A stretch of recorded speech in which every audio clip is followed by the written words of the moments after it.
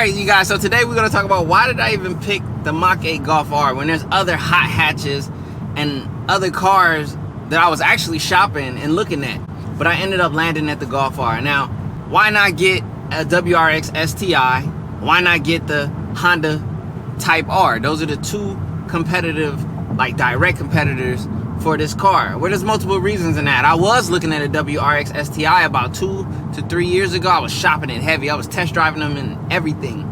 But I kind of pulled back because I knew that the new model was coming, and I wanted to see what that was going to be, as well as, you know, the WRX STI, that platform has been done over and over and over. So why be, you know, it's tried and true. And there's a lot of parts, so there's a plus to that, but there's also the reality that, you know, a lot of people have done that platform, so I wouldn't be like the first person. Now, if I would have waited for the new model, which did come out, but it was hideous, so I absolutely was like, no, I'm not going with that car, so that just ended all of that. And they also canceled the STI this year, which is a whole nother other story.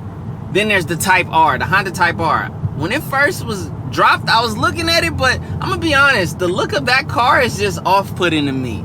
It is way too immature, way too obnoxious. It's ugly. Like, I'm a big car person, in the point to where, like, I'm big into the way, the shape of the car, and, you know, I know the year and the model, and you know, just from looking at a car, I can tell you the model and make, or like the type of car it is, just from seeing the silhouette of it, even at night, the lights and things like that. That's how deep I get into it. So Type R is just not beautiful to me at all. Like, that thing is just ugh.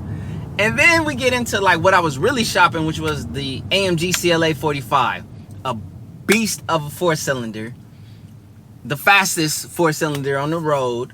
0 to 60 4 seconds, which this car can technically do from what I've seen other people do with it.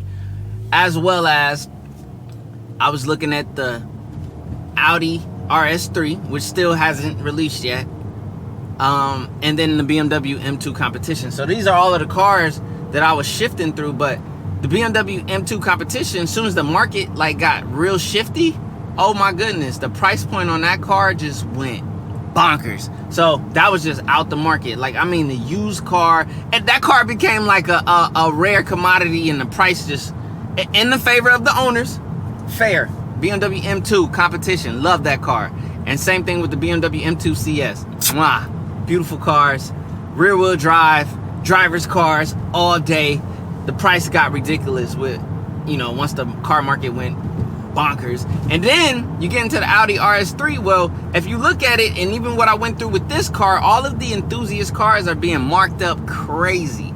A Golf R was being marked up 5-10 plus grand over sticker, which is not, I don't think that's typical, and that's crazy. So what do you imagine the Audi RS3 is going to be? I love that unique 5-cylinder motor and that sound. Same thing with the WRX STI, the unequal or header lengths, which gives it that rumble.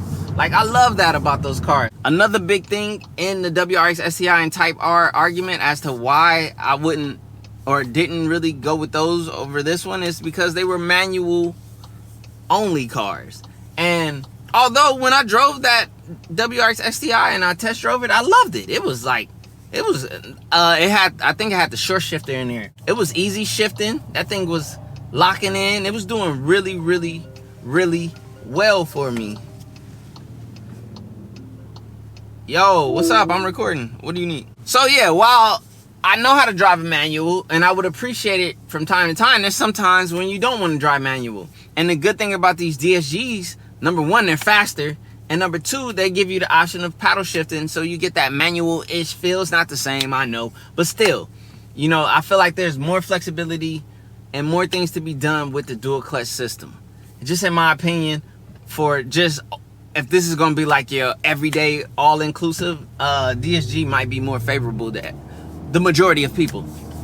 So all of those things weighted in, the car market and the pricing being just overinflated, you know, and then also availability. I knew from watching the stock market that the Fed was going to be playing with interest rates, which was going to raise the interest rates on certain cars. Oh, this thing's still green for me. Okay, it's holding on. Let me make this turn real quick. So you think about it, it's like, okay, interest rates are gonna go up. Interest rates are super low right now. Take advantage of that. You got great credit. You understand the market. You understand your financial literacy at this moment. So it's just like, let's take advantage of that. So that's what I opted in to do. I hopped on it. I seized the opportunity. I'm not gonna lie, I'm kind of thankful for it. Needless to say, you know, it just came down to the reality that, you know, timing was everything in me getting this Volkswagen Golf R.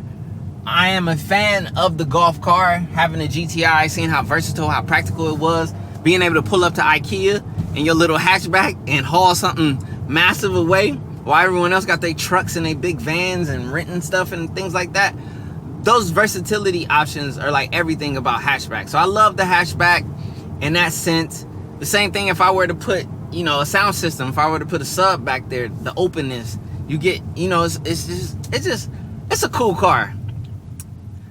Also, I looked into the cars, you know, you got to look at the modability and things like that. All of these cars that I've listed all have great modability and aftermarket parts, but this is the fastest Golf R ever produced, as well as it's an opportunity to be one of the first people to build it. So that's why I opted in on the VW 2022 Golf R Mark 8.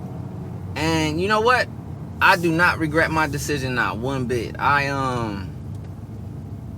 am enjoying this car thus far.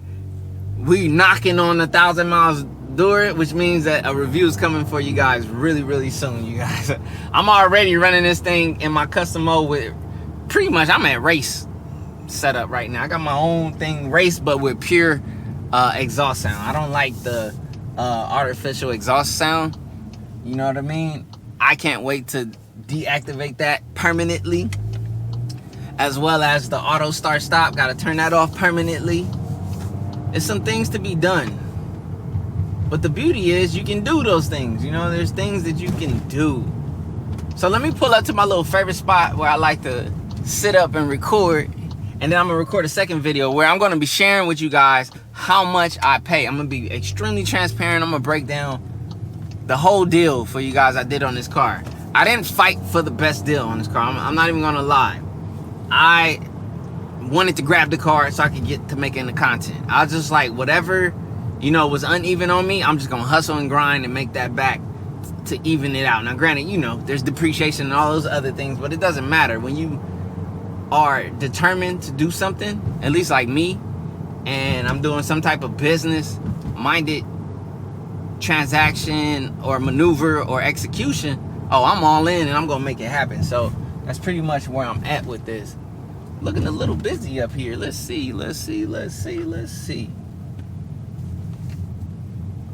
Oh man, it's a lot of better cars up here. I don't know, this spot might be a little too hot right here. I'm trying to be low key. I don't like everybody paying attention to me. I figured with the weather being good today that there would be more people out, more possibility of other things happening. Oh, he got his lights. Yeah, he was doing some filming. I see you, player. You know, that's what I'm about to be on. I'm about to get out here and get my grind on. You know what I'm saying? So yeah, when you really break it down and you look at the Golf R in comparison to everything else, man, I'm just like destroying gas by driving in race mode right now. You know, it's the best bang for your buck. Like, I'm getting a 4-second 0 to 60 car. I'm getting a platform that I could build on with an enthusiast market. And anytime there's enthusiasm, that's great, because that means that brands will create nice mods for it. You know, there's a community that appreciates the car. So you get a lot more great things happening. And let me switch to sport mode, because I'm over here just destroying gas for no obnoxious reason.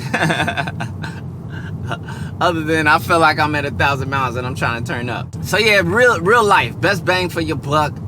And I'm getting the same performance. And I'm also taking all of that money that I would have spent on those more expensive cars, and I'm able to apply them into the mods on this car. So that way we will get modded further, faster, quicker by doing it this way. So I figured it was a perfect way to jumpstart car content on the channel, and I'm super amped and hype about that.